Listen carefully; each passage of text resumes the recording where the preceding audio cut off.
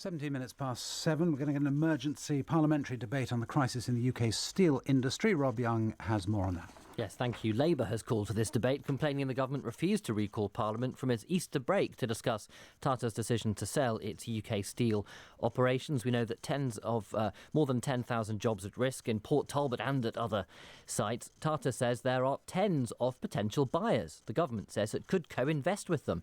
Well, yesterday Tata sold for a nominal £1 the part of its business in Scunthorpe, Teesside and elsewhere. We can talk to Chris McDonald, the Chief Executive of the Materials Processing Institute on Teesside, which works with the steel industry and others. Morning to you, Chris. Good morning, Rob. So Grable Capital, then, the investment company that's bought some of Tata Steel's operations, is bringing back the name British Steel. Do you think a dose of nostalgia will help sales? Well, really, this is not about nostalgia. Grable, they are, really strong businessmen, and they understand the value of a brand. And the British Steel brand is one of the strongest brands in the steel industry. And what it's really stood for in the past has been around quality and innovation and technology. And really, innovation is the UK's trump card in steel. So we've heard a lot of negative things about steel.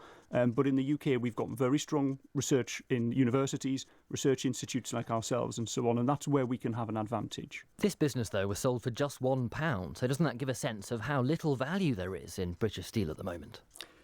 I think the value for which the business was sold reflects the improvements, the investments that need to be made. So Grable are putting a £400 million investment plan alongside that. So you could say it was a sale for £400 million, which will be in line with other steel industry sales. And the big difference here is that Grable have got a strategy and a leadership framework to take this direction in a place for growth, whereas Tata were concentrating on a different part of their business. Well, let's look at the part of Tata's business which hasn't yet been sold. The Business Secretary, Sajid Javid, yesterday said that the government is ready to co-invest with a buyer of Port Talbot and elsewhere on commercial terms. What do you think that could look like?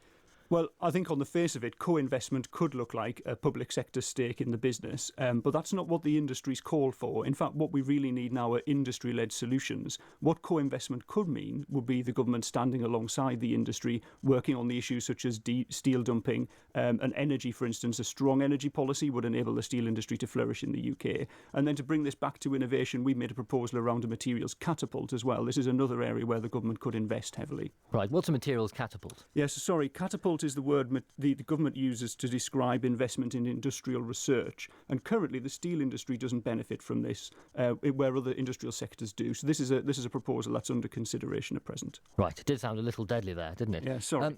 So when the Business Secretary talks about co-investment, the government says that he is not talking about taking a stake in the business, but a loan. Mm-hmm. Do you think he perhaps should have used a different term?